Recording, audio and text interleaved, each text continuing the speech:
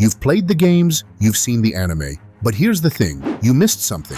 Devil May Cry isn't just about cool fights and flashy moves, it's layered. It's packed with hidden meaning, emotional depth, and story beats that flew right past most fans. From Dante's quiet breakdowns to Nero's inherited pain. From Trish's symbolism to Vergil's ghost in the shadows. This is the full breakdown of everything you never noticed. Every game, every line, every scar. So if you thought you knew DMC, think again. Devil May Cry 1 isn't just a flashy demon-killing game with cool combos and loud guitars. Beneath all the style, under all that camp and chaos, there's something deeply human buried in the heart of it, a quiet tragedy. And it starts with Dante, a character people now treat like a meme machine. You know, the guy that jokes mid-battle, never takes anything seriously. But here's the thing, that's not who he was supposed to be. When Hideki Kamiya first crafted Dante, he imagined him more as a tragic gothic hero, not some wisecracking anime convention headliner. The original Dante? He was layered, tormented, a blend of pain and purpose. The whole vibe of DMC1 is drenched in operatic sadness. It's not loud about it. It doesn't cry for attention, but it's there, in the way Dante moves, in the silence between cutscenes, in the way he looks at Trish, and especially in the absence of someone very important, Eva. Dante's mother is never shown in the game, not even once, but her presence, it's everywhere. Her death happens off-screen,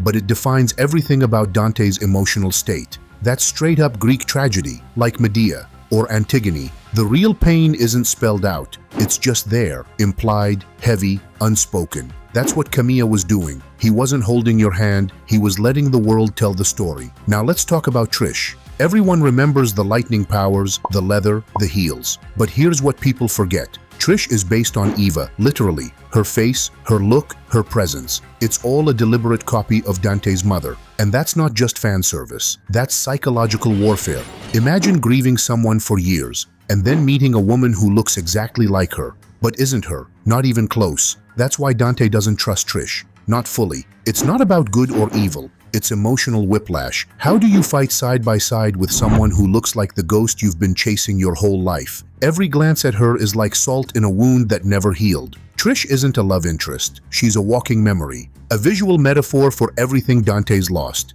And that's what makes their dynamic so quietly heartbreaking. But now let's go deeper. Mundus. He's not just some final boss. Kamiya designed him as a symbolic figure. The throne, the cathedral-like level design, the stained glass, the way the camera worships him. It all screams religious iconography. This isn't Dante versus Demon King, it's Dante versus a twisted authoritarian god, a being who claims control over fate, over judgment, over power. And Dante? He's the rebellious son, the fallen angel, the one who says, "Screw your kingdom," and fights back. That's why this game feels more spiritual than people realize. It takes the blueprint of the Divine Comedy and flips it. Dante, named after the poet himself, doesn't climb out of hell toward redemption. He dives into it. He chooses to go deeper. Every level, one step closer to the core of his trauma. He's not running from demons. He's chasing something inside himself. Revenge? Maybe. Closure? Possibly. But more than anything, he's chasing his humanity, because that's what makes DMC1 special. It's not about becoming less of a demon, it's about holding on to the last shred of what made you human. Even when the world is trying to rip it away, that's why the combat's so violent, so stylish. It's rage, dressed up as choreography. Every slash, every gunshot, every combination. It's part of the dance between who Dante was and who he refuses to become. Even the title, Devil May Cry. It's not just cool words smashed together. It's a contradiction, a paradox. Devils aren't supposed to cry. They're cold, heartless, monstrous. But Dante? He does cry. He feels. That's the point. The name itself is a reminder. There's still emotion inside him, no matter how deep into the abyss he goes. And that's why the game ends the way it does. It's not just about beating Mundus, it's about what comes after. A quiet moment, a breath. Trish cries, Dante softens. For the first time, they're not warriors, they're just people, grieving, surviving, still standing, and honestly, that's the beauty of it. Devil May Cry 1 isn't about saving the world. It's not about stopping evil. It's about one man's private war against loss. It's a funeral, but with swords instead of sermons. A gothic drama under a red coat. It's messy, it's raw, and it's easy to miss if you're just button mashing through the mission list. Kamiya didn't set out to make a meme lord with a sword. He built a tragic figure, a gothic icon disguised as a video game protagonist. And over time, that intent got buried under sequels and spin-offs. But if you go back, really go back to that first game, and play it through this lens, you'll feel it. In the music, in the lighting, in the haunted quiet between boss fights, in the way Dante never really smiles, not genuinely. He's not cool, he's broken, but he keeps moving. And maybe that's the real message of Devil May Cry 1. Even in a world full of demons and gods, the hardest thing you can do is keep going, to not lose yourself, to still cry, even when the world tells you not to. So yeah, maybe Dante's not the wisecracking devil you remember. Maybe he's something better. Here's the uncomfortable truth nobody likes to admit. Devil May Cry 2 wasn't just a bad sequel. It was Capcom's quiet way of saying, we messed up and we don't know how to fix him. This game wasn't supposed to turn out like this. The chaotic development alone says it all. They swapped directors midway through. Kamiya, the man who gave Dante his soul, wasn't even in the room. And it shows. What we got was a Dante who barely speaks, a story that barely moves, a sequel that feels like it's apologizing for existing while you're still playing it. But here's the thing. If you take a step back, if you squint a little, something weird starts to happen. It starts making sense, because while the silence in DMC 2 was never the plan, it accidentally became a reflection of Dante's inner world. You can call it bad writing or sloppy execution, and you wouldn't be wrong. But emotionally, subconsciously, this version of Dante, cold, quiet, emotionally distant, he feels like a man who's completely burnt out. Not edgy, not cool, just tired. This isn't the Dante from the first game. He's not fueled by rage and grief anymore. This guy, he's emotionally gutted. The fire's gone. There's no spark behind the smirk. He's running on fumes, a ghost with a gun, just going through the motions. And maybe that's the point nobody saw coming. Let's not forget, Devil May Cry 2 wasn't meant to be Dante's story alone. Lucia was supposed to be a co-lead. She was meant to carry half the emotional weight. A woman born from a cloning experiment, questioning if she's even real. She was supposed to hate herself, wrestle with identity, reflect Dante's internal decay. Two broken people, fumbling toward meaning. But all of that, scrapped. What we got instead was a hollowed-out version of a brilliant character. Lucia feels like an NPC in her own game. Not because she was written that way, but because someone chose to delete her pain. And in a game already drowning in silence, that lost voice just made the quiet louder. Now let's talk about the music, because one of the strangest, most haunting details in DMC 2 is buried in the boss themes. If you listen closely, there's a Latin chant beneath the chaos. It's Dies Irae, a funeral hymn, a chant for the Day of Wrath. A song used for centuries at funerals, requiems, and Judgment Day scenes. It's subtle, almost like the game didn't want you to notice it was mourning something. Because that's what DMC 2 is. It's not an action game, it's a requiem in a leather jacket. Every cold stare, every empty hallway, it's like someone hit mute on emotion. And let Dante wander through the aftermath. There's no catharsis, no fire, just dust. And then, the ending. Dante walks into hell, alone, no victory speech, no dramatic pause, just silence. And here's what people always get wrong. He wasn't being cool. He wasn't flexing. He wasn't trying to be mysterious. He wasn't riding off like some anime cowboy. He was trying to die. It wasn't a mission. It was a suicide note. With a trigger pull. This wasn't about saving the world. It was about stepping into the void, because everything else hurt too much. And the tragedy? Nobody stopped him. Nobody even noticed that final line, I have to go. I have a job to do. It's not confidence, it's resignation. The kind of thing you say when you've accepted you're not coming back. And weirdly, you're okay with that. And maybe that's what makes DMC 2 so eerie. It doesn't care if you like it. It doesn't even try to be understood. It just exists, like trauma, like depression, like guilt, cold, heavy, silent, and buried under all the design flaws. That might be its most honest quality. Because for all its problems, DMC 2 does something most sequels are afraid to do. It shows what happens after the rage fades, after the tears dry, after the fire in your chest becomes nothing but ash. It shows us Dante Dash, not as a hero, but as a man, completely detached from the world around him. That's why the tone is lifeless, why the missions feel disconnected, why the dialogue sounds robotic. We're not supposed to be thrilled. We're meant to feel the emptiness, and while it was never meant to be that deep, the chaos behind the scenes accidentally made something weirdly honest. So yeah, DMC 2 isn't fun to play.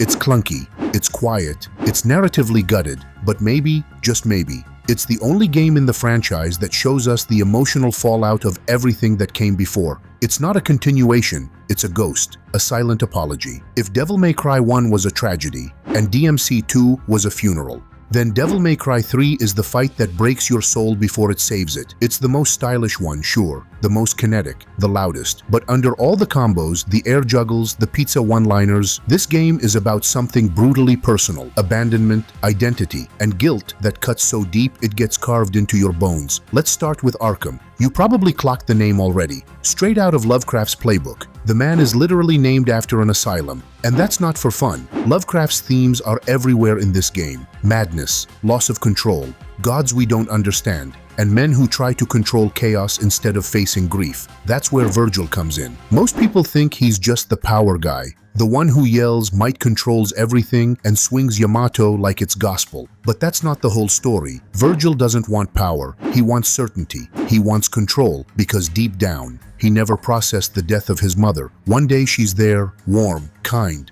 The next, she's gone, and nobody ever talked about it. So what does Vergil do? He builds a shell, hard as steel, sharp as a katana. He decides, if the world is chaos, then I'll become order. If the world takes things from me, then I'll make sure nothing ever gets taken again. It's not ambition, it's trauma disguised as ambition. And Yamato? That sword isn't just cool, it's a metaphor. Yamato represents severance. Vergil doesn't wield it to cut enemies, he uses it to cut off everything human inside him. Love, compassion, doubt, pain, all of it. That's why it slices space itself. He's not just fighting for control, he's fighting to exist without feeling. Now across from him is Dante. At the start of DMC 3, Dante's a punk, shirtless, reckless, loud. He laughs through pain, turns trauma into punchlines, and it works. For a while. But here's the genius of the game. After every boss fight, his face hardens. The jokes stop landing. The tone shifts. The bravado dies. Because fighting Vergil, it's not just physical. It's emotional excavation. Every slash between them digs up something buried. Eva, Sparta, abandonment, and underneath it all, the truth neither one of them wants to face. They are mirrors. Two reflections of the same grief. Vergil tries to erase his humanity. Dante tries to drown it in noise. Neither one of them is okay. And then there's Lady. She's not just the cool girl with guns. She's the mirror both brothers avoid. Her name? Fake. Her birth name? Mary. She throws it away. She chooses Lady not to sound edgy, but because it's empty. That's the point. She thinks if she tosses out her identity, she can toss out the pain too. But she's carrying guilt so heavy, it could crush a cathedral. She's Arkham's daughter, the man who killed her mother, and she's chasing revenge like it'll fix something. But it doesn't. Her revenge doesn't resurrect anything. It leaves her covered in blood, standing in a church. No answers, no peace. And when she looks at Dante, she sees herself, someone pretending they're not broken. And that's where the Catholic guilt creeps in. This whole game feels like a confessional. The cathedrals, the altars, the symbolism. It's not just aesthetic, it's judgment. It's shame that can't be named. The guilt of not honoring the dead. The weight of not saving the living. The feeling you didn't do enough, even when it was never your fault. Vergil wants to resurrect a god to find peace. Lady wants to kill her father to find peace. Dante just wants the pain to shut up. But none of it works, because grief doesn't answer to swords. And guilt doesn't vanish just because you bleed for it. That's why DMC 3 hits so hard. Not because it's cool. It is. Not because the gameplay's tight. It absolutely is. But because at its core, it's about three people trying to outrun grief in three different ways. And failing. And when they finally stop running, that's when the real story begins. Dante opens his heart. Not in a speech, not in some anime scream fest, in silence. In the way he carries Lady after the final fight. In the way he buries Arkham's legacy. In the way he mourns a brother he couldn't save, but still refuses to hate. By the end, the jokes are gone. The boy is gone. And in his place is a man, wounded, wiser, still standing. So yeah, DMC 3 is about brotherhood, but not just rivalries, not just blood. It's about what happens when love becomes pain. When the people you need most are the ones who cut you deepest. And when you realize you don't have to carry it alone. It's messy, it's loud, it's stylish as hell, but underneath all of it, it's just three souls, begging for peace. Here's the thing about the Devil May Cry 2007 anime that most people get wrong. It's not filler, it's a funeral march with neon signs. Set between the chaos of DMC 1 and the silence of DMC 4, the anime isn't something Capcom threw together to keep the brand warm.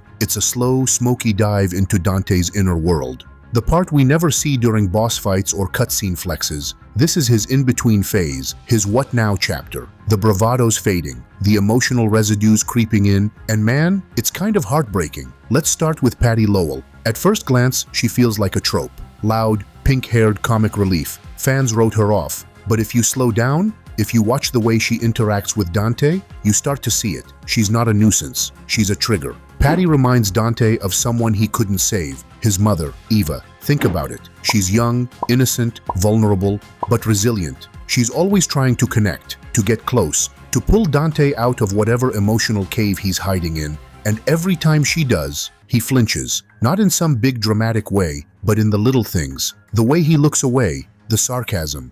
The way he says, "Get lost, kid," but never actually pushes her out, because he can't. Patty is everything Dante feels like he failed at. She's the child he never got to be, and the mother he couldn't protect. Every time she's on screen, she's tugging at threads he keeps buried under his coat. And then there's that final episode quote, "You're not alone." Easy to miss, but if you've been paying attention, it hits like a nuke.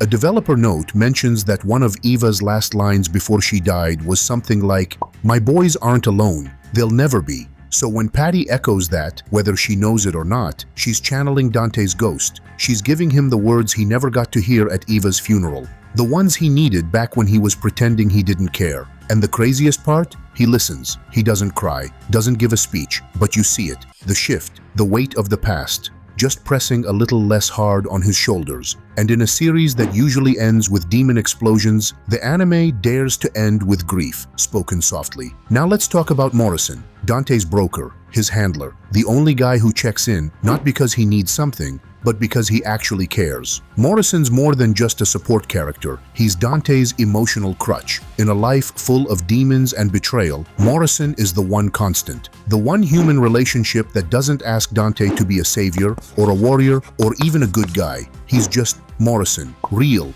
grounded, present. And Dante? He gives him something he never gives anyone else.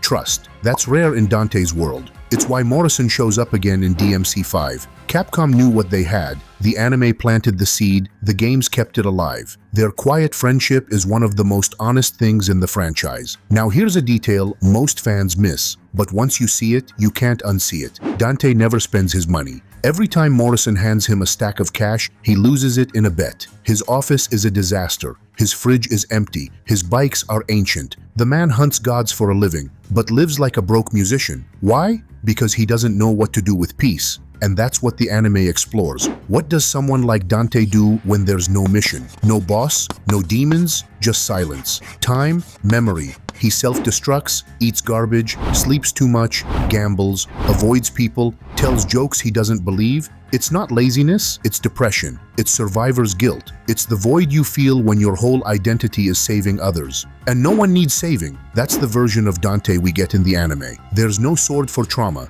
no devil trigger for grief. The anime lets him be broken. In a way, the main games never had time to show. And it's beautiful for that, because Devil May Cry has never just been about style. It's about the weight under the style, the emotion under the swagger. And this anime remembers that. It gives space to the wounds. It breathes into the silence. It lets Dante be vulnerable, even if he never says it out loud. So no, the anime isn't filler. It's a missing piece, a lost page, and it says more in its quiet moments than some games say in their entire runtime. If DMC1 was about awakening, DMC2 about collapse, and DMC3 about a family tearing itself apart, then the anime is the intermission, the moment where Dante finally sits with the ghosts. No boss fight, no epic finale, just a man in a red coat, wondering what he's even fighting for anymore. And maybe that's what makes it so important, because sometimes the loudest cry for help comes in silence. People love to talk about the gameplay in Devil May Cry 4 Dash, and fair, it's tight. It's flashy. Nero's Devilbringer?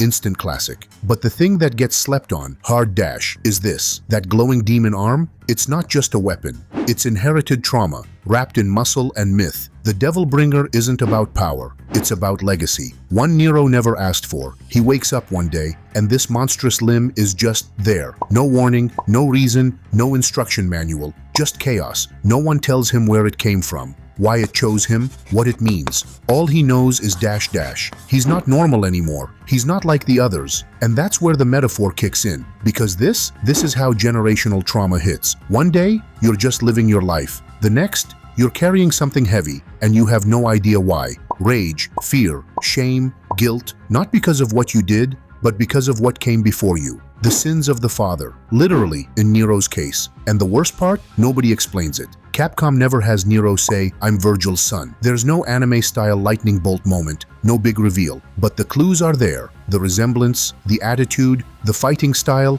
and most importantly, the Devil Bringer reacts to Yamato. That's the giveaway. That's bloodline talking. That's the family ghost waking up. And Dante? He knows. By the end, he figures it out. Doesn't say a word. Doesn't need to. He just hands Yamato over. That moment says everything. He's not passing down a sword. He's passing down closure. Because Dante's been carrying Vergil's ghost for years. His brother's ambition, his downfall, his lonely death. And now, this kid. This punk with a demon arm and way too much attitude. And it turns out, he's the last thread connecting Dante to the family he couldn't save. So when he gives Nero Yamato, it's not a gift, it's a burden. A quiet, you don't know what this is yet, but one day you will. Let's zoom out. Let's talk about the bigger picture, the Order of the Sword. It's easy to look at them like just another evil cult with cool armor. But their design? Not random. The dev team pulled from real-life religious cults, Vatican scandals, blind faith, relic worship, youth manipulation. It's all baked in.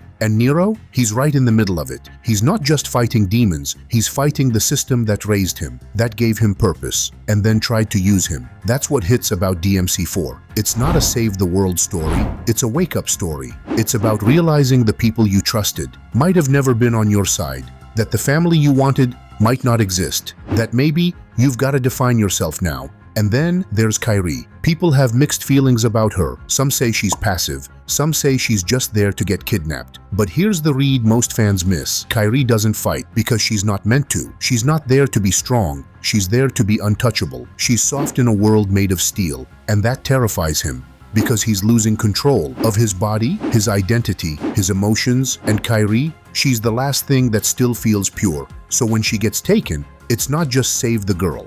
It's save the only piece of my world that isn't falling apart. Let's talk about that piano theme. You've heard it. That delicate little waltz that floats in during quiet moments. It's in 3/4 time, just like a real waltz, but it's not elegant, it's fragile, off balance. It spins like someone trying to dance through grief, trying to move forward, but still being pulled backward. Fitting, right? Because that's Nero's whole story. He's being dragged by forces he doesn't understand. And he keeps going anyway. He doesn't chase power like Vergil, doesn't crack jokes like Dante. He fights for connection, for people. He's not trying to be a legend, he's just trying to hold it together. That's why he snaps when Sanctus threatens Kairi. It's not revenge, it's fear. Fear wrapped in fury. The kind of fear that only shows up when you've grown up with buried trauma. And the ending? When Nero stands bloodied and defiant, still unsure who he is or what just happened, that's the moment he becomes real. That's courage, that's growth, that's human. So yeah, Devil May Cry 4 isn't just Nero's debut, it's the story of a kid caught between faith and legacy,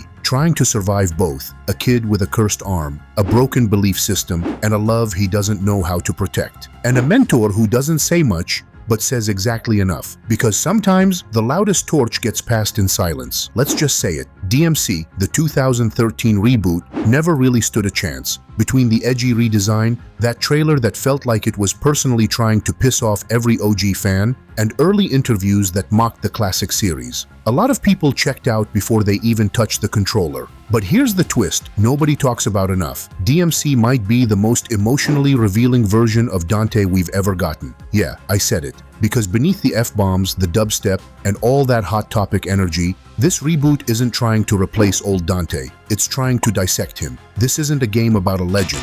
It's about a broken kid, trying to grow up. And it shows, especially in the ending. Everyone remembers when his hair turns white. And yeah, some called it fan service. Like, hey, we gave you what you wanted. But it wasn't just a design tweak. It was symbolic. The white hair is a visual metaphor for growth, for identity, for acceptance, for a boy who spent the whole game angry, lashing out, trying to prove he wasn't weak, finally letting go of all that noise. that final form, it's not about power, it's about becoming whole. For the first time, Dante isn't running from who he is. He's standing in it, all of it. The trauma, the bloodline, the rage, the grief. The moment the mask drops, and the scared little boy inside finally feels safe enough to become a man. And that emotional journey, it doesn't happen alone. Let's talk about Kat. She's not flashy, not a fighter, but she might be one of the most grounded characters in the whole franchise. Kat is trauma incarnate. She's quiet trauma, survivor trauma, real trauma. Her backstory wasn't made for shock value.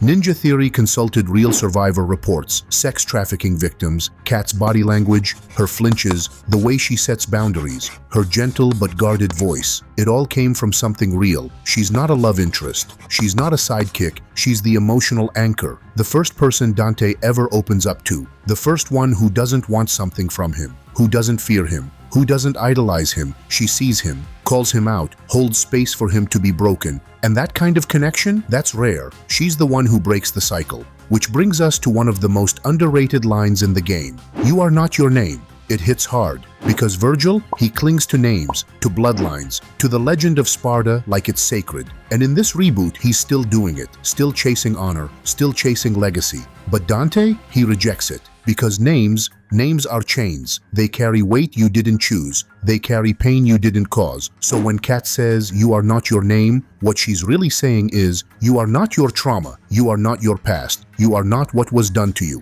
And that hits harder than any sword swing. Now let's talk about the villain, Mundus. This version of Mundus isn't just evil. He's capitalism with horns. He controls the banks, the media, the headlines, the credit scores. He'll crush your hope, your agency, your soul, and he'll do it with a smile. He's not hiding in hell anymore. He is hell. And honestly, that's why the game didn't connect for a lot of people. Because DMC wasn't subtle. It wasn't trying to be. It was loud. It was messy. It was emotional. It was political. And maybe we weren't ready for that. We expected a sequel. We got a mirror. And mirrors, they don't always flatter. Especially when they reflect back your pain. Because that's what this game is really about. News anchors that brainwash, factories turning people into zombies, stages that twist like your psyche is ripping open. None of it is subtle. All of it is real, in its own DMC-flavored way. And yeah, the writing can be clunky. The tone swings hard. The combat isn't as tight as DMC 3 or 5. But if you look past the surface, underneath, there's one of the rawest emotional stories in the entire series.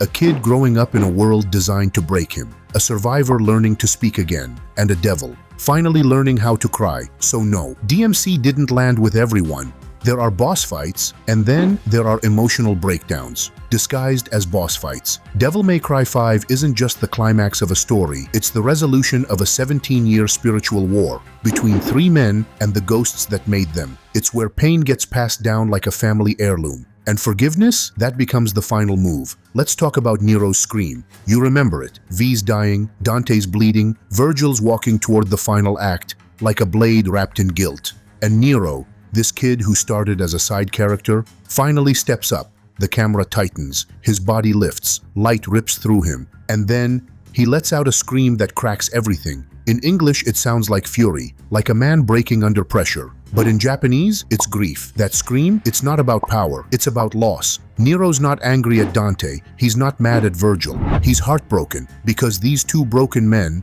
the only family he just discovered, are still trying to destroy each other. That scream, that's no more. That's the sound of generations of silence, finally shattering. And from that moment on, Nero becomes the emotional center of the franchise. Which brings us to 5. When the game dropped, he was a mystery. Who is this fragile, tattooed poetry nerd? Why does he talk like he's narrating a sad indie film? But here's the truth. V is Vergil's humanity. Not metaphorically, literally. Vergil ripped the part of himself that could still feel, still hope, still hurt, and gave it a name. And what does V do? He quotes poetry. But not just any poetry. Lines pulled straight from Purgatorio. Purgatorio is about cleansing, healing, working through your pain so you can finally move forward. So when V says, I was a soul in pain, but now I strive toward light, he's not being dramatic. He's begging for peace, not from the world, from himself. And when he returns to Vergil, that peace dies. Vergil reabsorbs him, kills the last piece of himself that could still feel,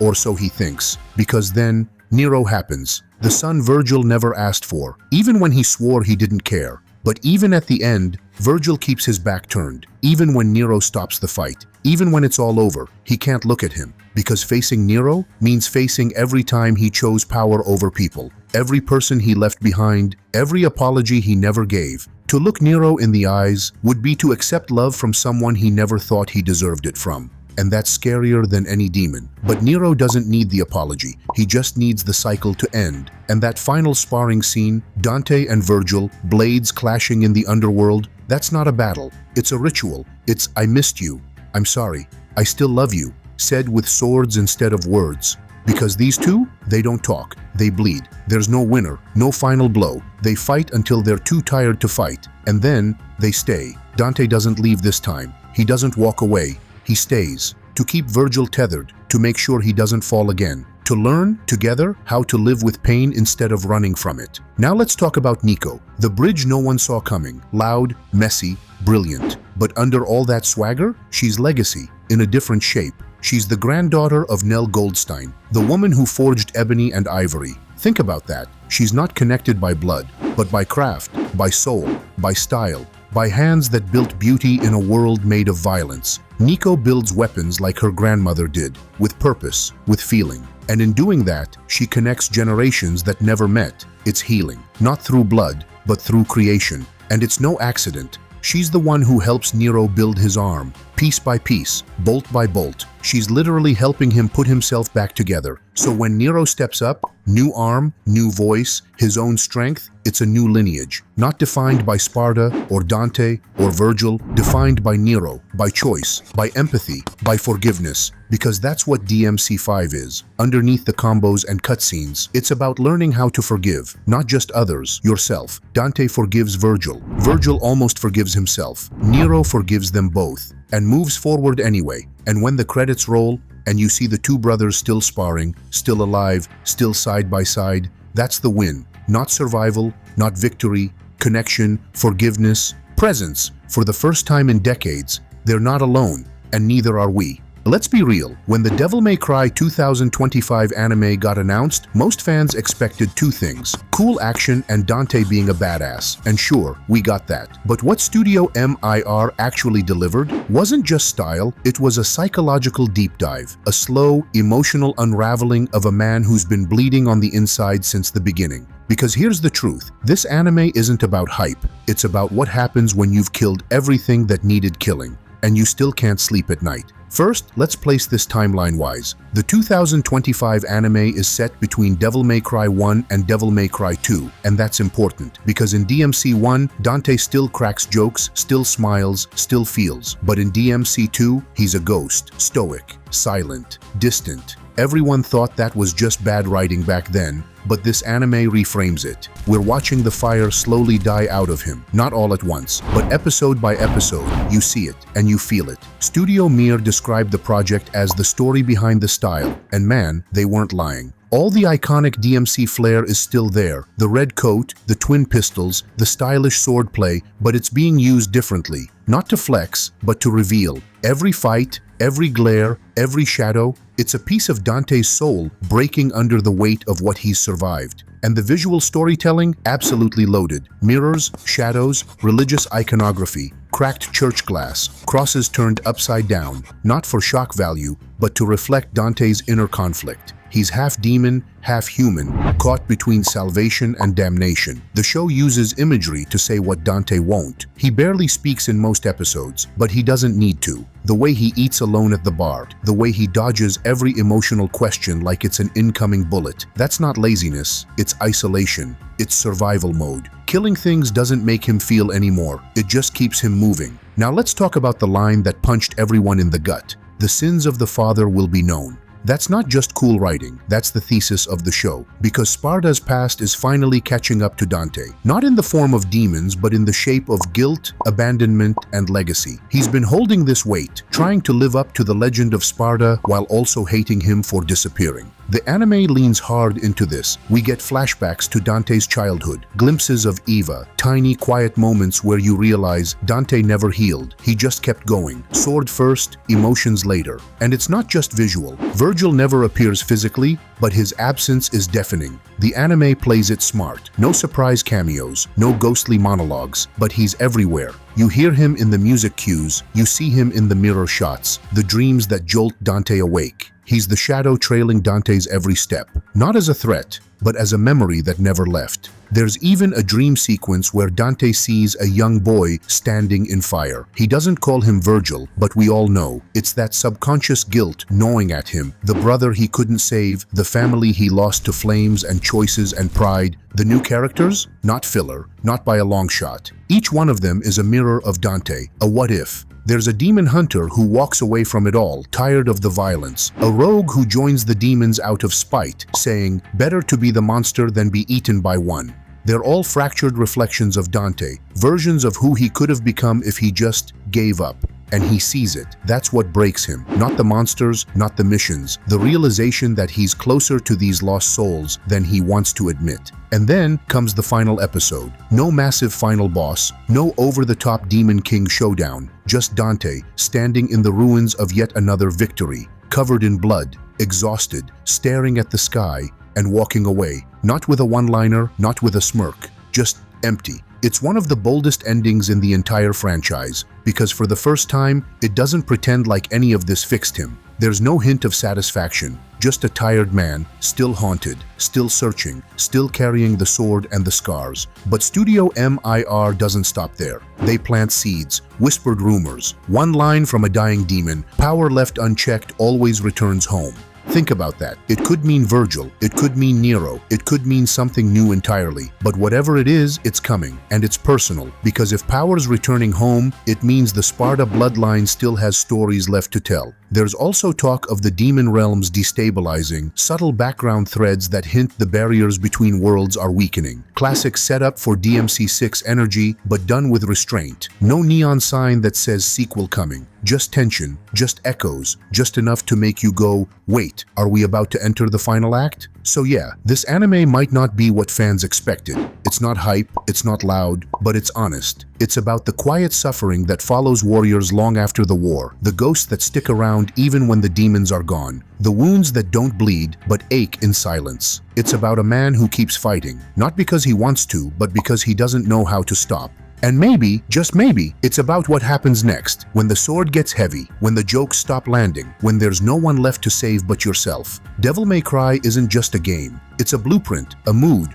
a philosophy in a red coat and cowboy boots. It didn't just kick off a franchise, it quietly and then loudly reshaped how we think about combat, character, and pain in video games. You think I'm exaggerating? Cool. Let's talk receipts. Without DMC, there's no Bayonetta, no Metal Gear Rising, no God of War, Ragnarok with its flashy style switch mechanics. The entire genre of stylish action owes its soul to a half-demon, with a devil may care attitude, and a family tree straight out of hell. And it started with one man, Hideki Kamiya. The original creator of DMC1 once said this about Dante. He's a man pretending to be what he wishes he was. And boom, there it is. That line? That's not just about Dante. That's about all of us. We've all worn masks, played tough, made jokes to dodge the hard stuff, acted like the bullets bouncing off us weren't real. And Dante? He just happens to do it in slow motion, with twin pistols and a sword longer than his emotional attention span. But beneath all the flash, there's pain, and that's where DMC becomes timeless. Because here's the curveball. Devil May Cry was never about demons. It's about grief. It's about guilt. It's about keeping your heart beating after it's been shattered and stomped on. The monsters? They're just metaphors. The real fights have always been internal. Vergil's not just a villain, he's a brother who never got to cry. Lady's not just a side character, she's a daughter drowning in revenge. Nero's not just a new protagonist, he's a kid caught in a generational war. And Dante? He's the glue, the ghost, the guy who lost everything and decided to hide that hurt behind a smirk. Which brings us to the biggest truth nobody says out loud. DMC's true genre isn't action. It's melodrama, disguised in metal. Every cutscene, every line of dialogue, every operatic boss theme is dripping with emotion, because melodrama is about wearing your heart on your sleeve. And DMC does that better than almost any other series out there. Let's go deeper. The series has spent decades asking one simple question: what does it mean to cry and keep moving anyway?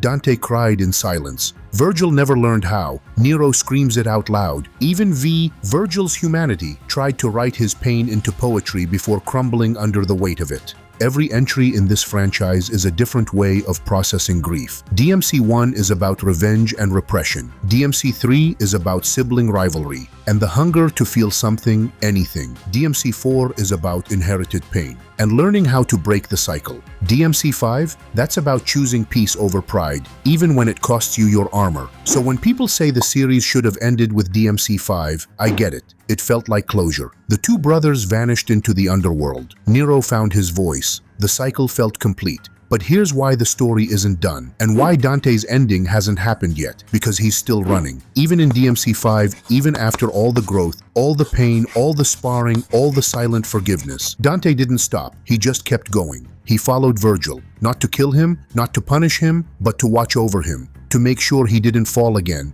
to keep him close, because he's too afraid to be alone. It's beautiful, it's tragic, and it's not the end, because Dante's story won't be done until he finally puts the sword down, not in battle, but in peace. And let's be honest, no one deserves peace more than him. He's lost his mom, lost his brother twice, lost his childhood, lost every sense of normal he ever had. And through it all, he became a protector of a world that never asked him to. And he did it with style, with swagger, with iconic lines and impossible feats.